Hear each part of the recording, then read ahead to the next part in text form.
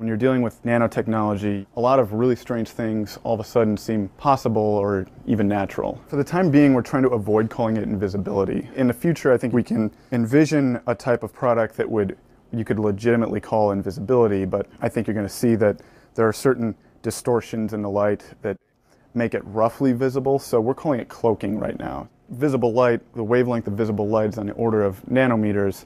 Nanoparticles are on the right scale to sort of interact with that and manipulate it. In principle, it's actually possible to get an object that will guide light around itself.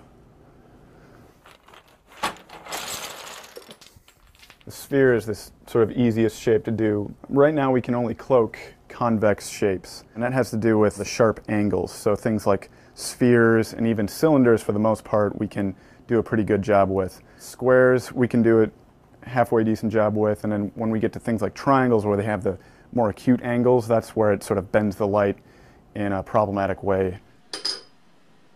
A lot of other research groups have tried to build three-dimensional structures that can do this sort of light guiding, but working with nanoparticles, we prefer to use self-assembly.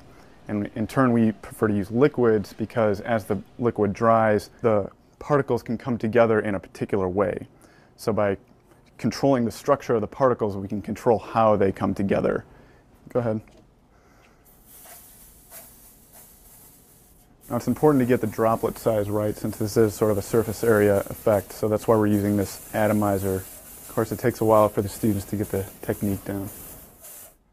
If things don't dry evenly, that adds to the distortion of the light. So we just chose to use a simple hair dryer, and it also speeds things up for the demonstration.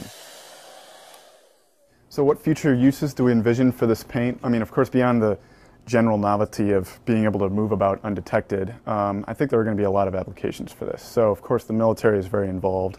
Invisible buildings and invisible vehicles. We provide new ideas, and it's society that decides, how new technologies will be used. Because, of course, we envision this being used on the skin.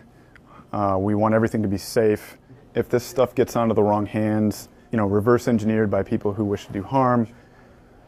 I mean, it sounds like a movie or something, but that's the kind of thing I think that keeps me up at night a little bit.